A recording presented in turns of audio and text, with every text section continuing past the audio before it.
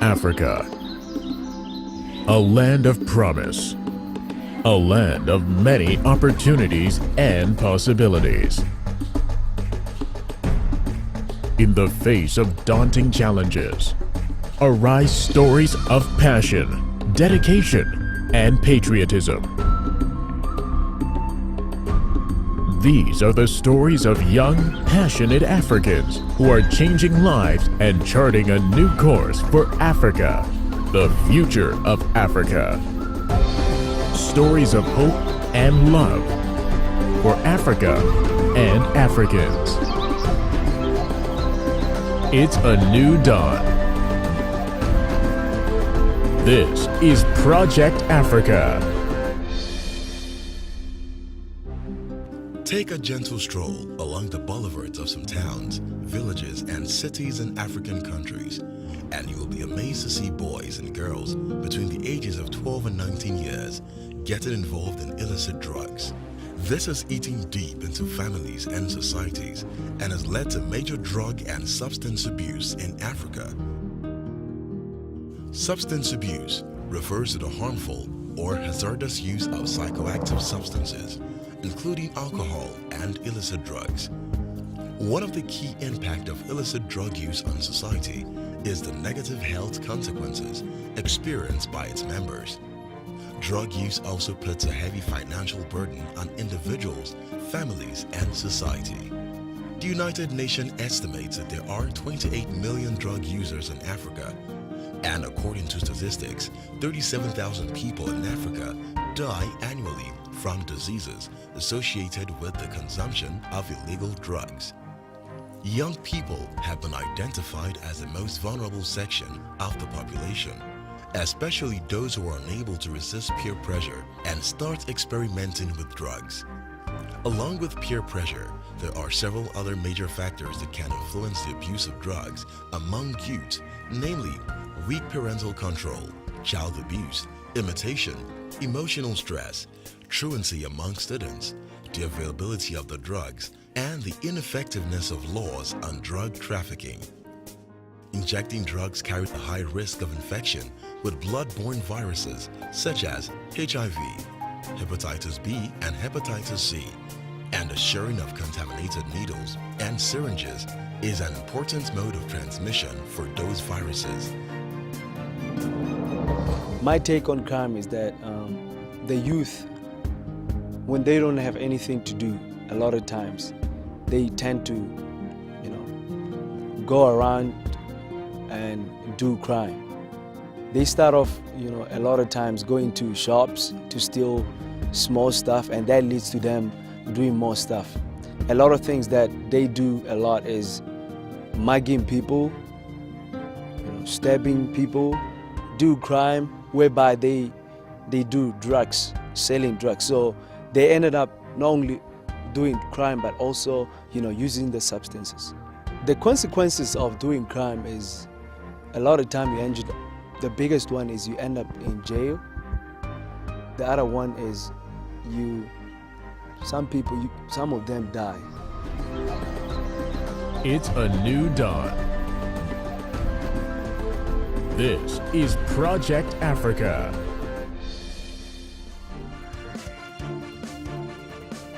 Every Tuesday, every week, I would always hold the workshop because I wanted to teach these kids to know that drugs are not the answer.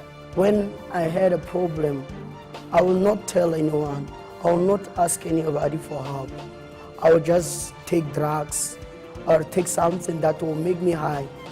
We set up a guidance and counseling center in their various schools to address that for those people who wanted to quit the use of narcotic drugs. So I met some people in the schools and we guided them.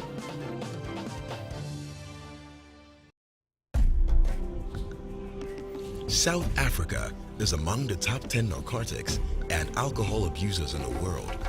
For every 100 people, 15 have a drug problem, and for every 100 rands in circulation, 25 rands are linked to the substance abuse problem. Of major concern in the South Africa context is the growing problem of substance abuse amongst the youth, including children and adolescents.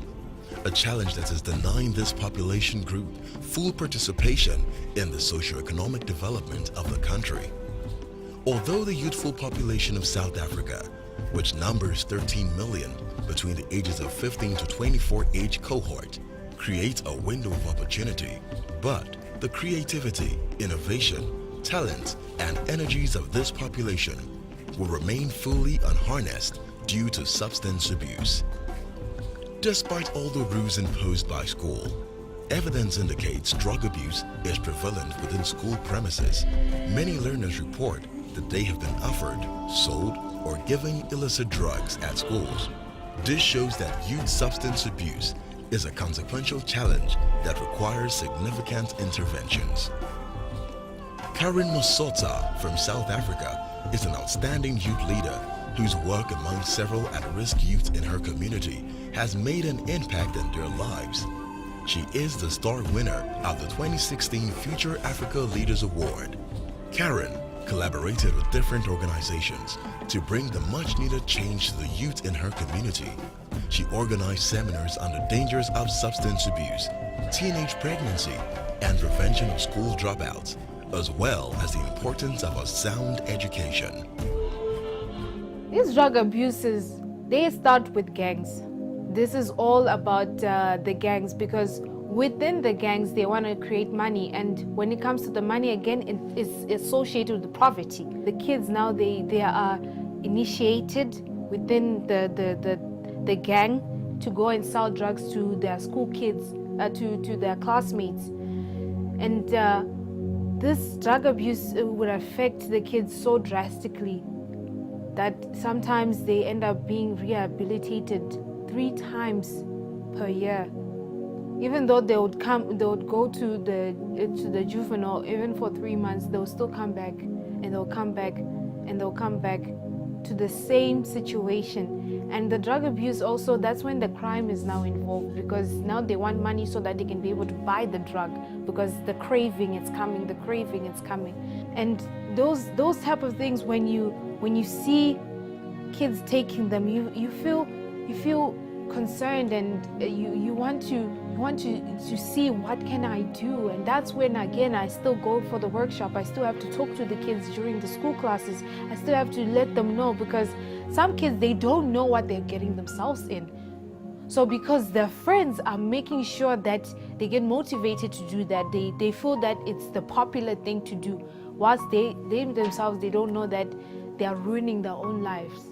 The students, they had an invention of a new type of drug. It's called Bluetoothing. So what will be done is, when you inject the drug inside your vein, they would take it out again using the same syringe, and then they would put it in the other next person, and then the other next person, and then the other next person. It's called Bluetoothing.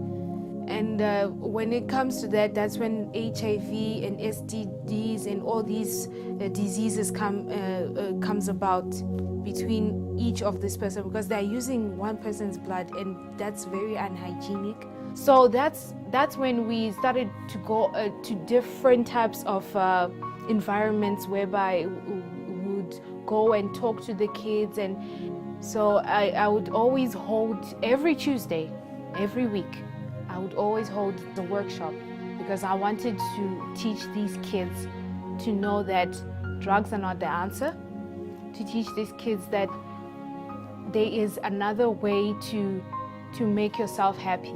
There is another way to gain life with what you have already.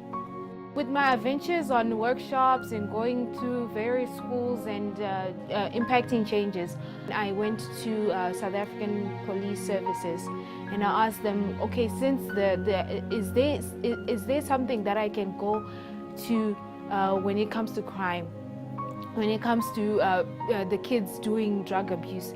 So they have this platform called Youth Crime Desk.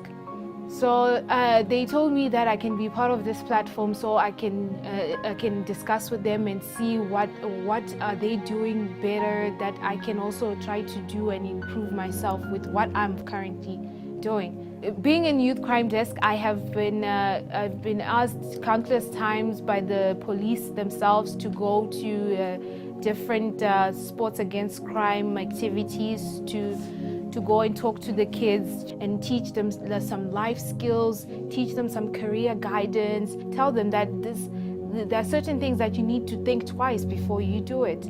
You would see that every time there would always be a change. There would always be, even the kids, they'll come to me and they'll thank me saying, thank you so much for caring about me. Thank you so much for being there and telling us what is truth. So far, I've impacted 28 schools. And one school that stood out for me was the low rate of school dropouts had gone down, and the drug use was decreasing exceptionally well. And the principal would always come back to me and say thank you and thanking me for what I have done within that school. So yeah, these are the things that I was doing when it comes to the drug abuse projects. Because in the end, our youths are the next generation. Our teenagers, they are the next generation. They are our future. And we want our future to still hold that sense of stability. We still want our future to hold that sense of knowledge is power. And those are the things that motivate me to still go to the kids and still talk to them, because even though I still go and I still talk to them, I am myself, I'm changing. I myself, I'm improving. I'm not just a guru or a god. I am still changing my life whilst I'm implementing change on others. So it's a double-edged sword again. Today I've learned about how dangerous drugs can be for, like, they can be Bluetoothing, and Bluetoothing, it can even be connected to the HIV virus. So I simply learned that Bluetoothing is interconnected with blood. So I refrained from doing that, and I simply learned that I will stay away from, there's awareness, and I'll be a lot more cautious about the drugs and all of that. I simply made the choice that I'll stay away from drugs and be the person that I want to be. So I want to say to all the people out there that be the change that you want to see. If you don't want to see people using drugs, don't use drugs. Thank you. Taking drugs at a young age, it affected me a lot, more especially in socializing with people, in talking to other people. Because when I had a problem, I will not tell anyone. I will not ask anybody for help. I will just take drugs or take something that will make me high. Because I didn't just smoke drugs. I smoked glue, the one that repairs you, steel bond. I smoked that glue. I smoked petrol, like you can smoke petrol from the car. We use the petrol so that we can be high. And doing that, I became a gangster leader by that time. And I was only 14 years old by that time. And sometimes we will not have money to buy those things that we need, because those substances are in our blood. So we need them. We needed them more often. But we didn't have money. We were not working. We were still at school. So what happened is that we'll do robbing. So it affected me a lot in my life, because I repeated my classes.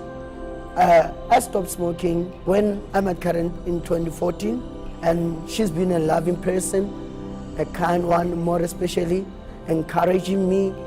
She really played a very big part in my life, because she taught me how to talk with other people. She taught me a lot of things, how to teach other people to do good. She's been there and encouraging me, mentoring me, doing everything for me. And I think I just want to thank her for doing it. Her advocacy for youth against crime and efforts in this regard saw Karen going on air monthly and addressing over 800,000 listeners on the dangers of substance abuse. Karen's transformational programs have made a difference in the lives of over 1 million young people in the nation of South Africa. It's a new dawn. This is Project Africa.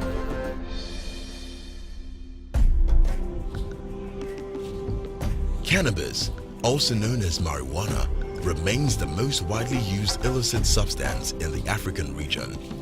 Marijuana has been identified as a major drug abuse among the youth in Ghana. Statistics from the Narcotics Control Board in Ghana shows that more than 35,000 adolescents in Ghana use various kinds of drugs. It is important to note that most of these adolescents are students of various senior high schools in Ghana. I was born here and raised here, and our community should have progressed far, far better than we are today, because the youth who we are supposed to help build the community, we are into drugs, and it is really destroying us. There are so many incidents, there are so many things we have witnessed ever since I got myself into drugs.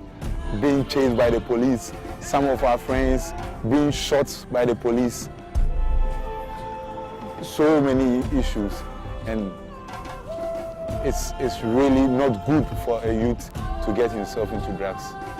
Meet Evelyn Opoku Apia, a dynamic youth leader from Ghana. She is one of the winners of the 2017 Future Africa Leaders Award. Evelyn embarked on a campaign against narcotics, which aids with curbing heinous and illicit users, such as use of narcotic substances. Through seminars, conferences, and training programs, the campaign has reached over 12,000 students, and she set up guidance and counseling departments in the various schools to tackle substance abuse among young people in Ghana. And with the network of these young people, she came up with an organization called AE, Africa Initiative, which targeted young people and raising young leaders in Africa and making sure that they are impacting their society positively. We visited one locality called Edukrom in Kumasi, and this community has about 10,000 people residing there.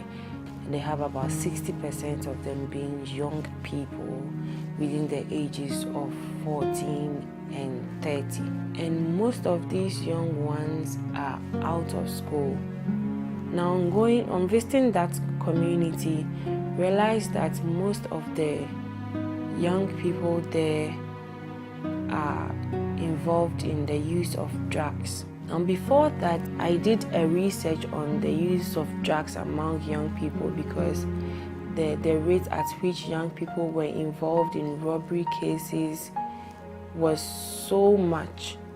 They have these guys we call the Kwashe guys. They are the ones that when you sit in the car, they will just boycott you, take your stuff, and then if you resist, they will kill you instantly, and they don't feel bad about it. I met a group of guys and I was talking to them, and they were like, killing someone is very easy. If someone does something to you, you just have to bring out your knife and then you can butcher the person. And this is because they take drugs. You ask them, so how do you do that? And they'll tell you, if I want to do that, I'll just go and smoke weed or sniff cocaine, and I'm good to go. And by the time they are done with it, they've already caused harm. You find out that when they take these drugs, they feel they are on top of the world, they feel strong, they feel motivated, they are energized, and they think, at that moment, they think it's the best for them, ignoring the long-term effects that it can have on them. And as I did that, I realized about 40% of school-age children are involved in the use of narcotic drugs. So I wrote a letter to the Narcotic Control Board to permit me to go to the various senior high schools to talk to them about the dangers involved in the use of narcotic drugs. So it was something they really welcomed, because they were already looking forward to someone, a young person, to take up that project. So they endorsed their project, and then I collaborated with them to do the campaign. So we started touring the various senior high schools in the country, educating them on the dangers involved in taking narcotic drugs. And going to the schools, I met people that were involved with drugs who were willing to quit because they heard us talk about it. So after several communications with them, we set up a guidance and counseling center in their various schools to address that for those people who wanted to quit the use of narcotic drugs. So I met some people in the schools and we guided them. There was this particular guy that I met when he was in second year in senior high school. His name is Jafta. I met him when he was in school. He was in Opokuwari school. And whilst he was in school, he was more like the gang leader there. And because he was taking drugs, he was mixing a whole lot of classes, and as a result of that, he wasn't performing well in school. So I spoke with him, and he told me he wanted to stop. I said, okay, it's possible. So gradually we were working on it, and he stopped. That time, after he quit the use of narcotic drugs, he was able to pass his exam and go to final year and write his WASI. And he did so well. I was in the primary school, and some of my family members used to send me to buy alcohol for them. So I became addicted to it. And at class 5, I started tasting alcohol. So life became, I was very happy with it because I thought nobody cared about me. So I was just taking in alcohol. And when I moved to JHS, I met some guys who were into drugs. So they told me that if you take drugs, it makes you steady well and it makes you become strong. So during class hours, we'll go to one bush, then we'll be smoking. We were not attending classes. And because of that, I wasn't performing well in school. So I was repeated. And I remember one Saturday, I was asleep and someone came to me that they're having a program in Assembly Hall, so he wanted me to attend. And I went there, I saw young guys and ladies. She was talking about they were coming to do drug campaign. And after the meeting, I confronted her and I told her that, I was even crying, then I told her that, Sister Evelyn, please, I am into drugs and your way that you say really inspired me, so I want to stop. She was very happy to hear that, and she was talking to me about how she was helping me to stop. And because of that, I wasn't always going to the base where we used to smoke. Because I wasn't taking drugs, I then concentrate on my studies. So right now, I'm planning to go to university this year to pursue economics. And I really want to thank AE Africa Initiative for making my life beautiful, for giving me a meaning to live.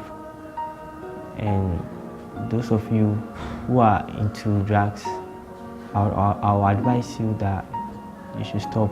I am very grateful and happy that now I no longer smoke. I no longer take drugs, no alcohol,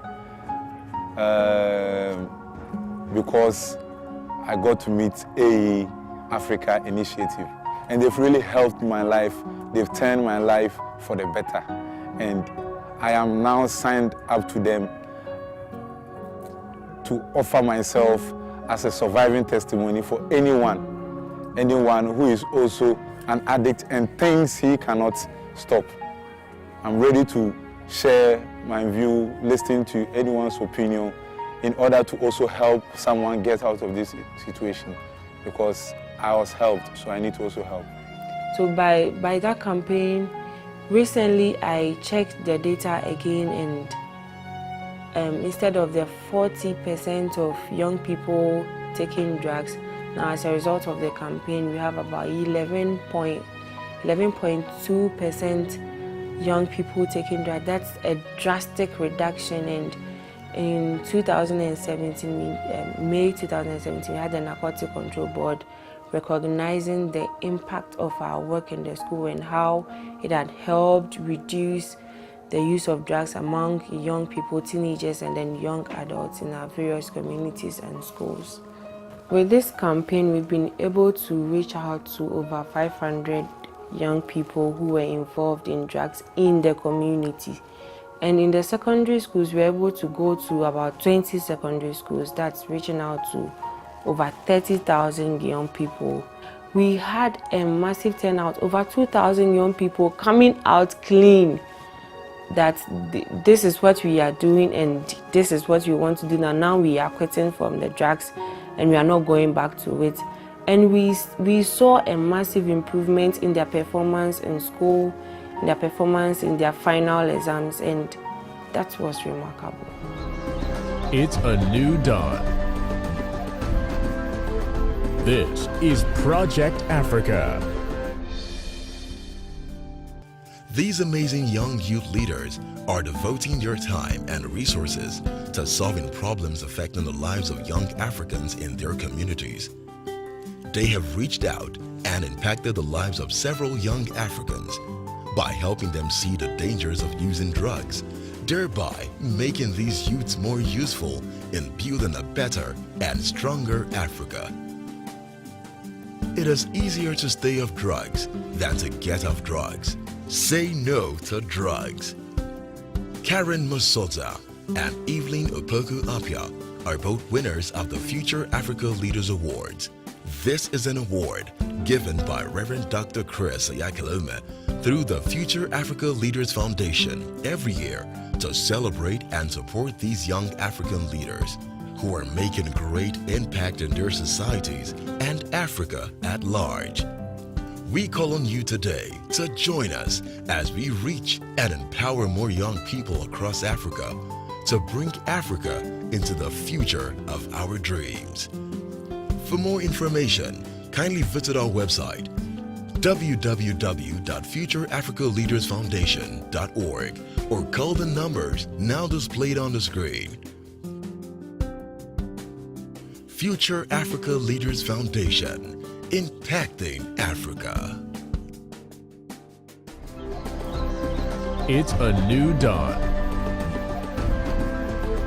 This is Project Africa.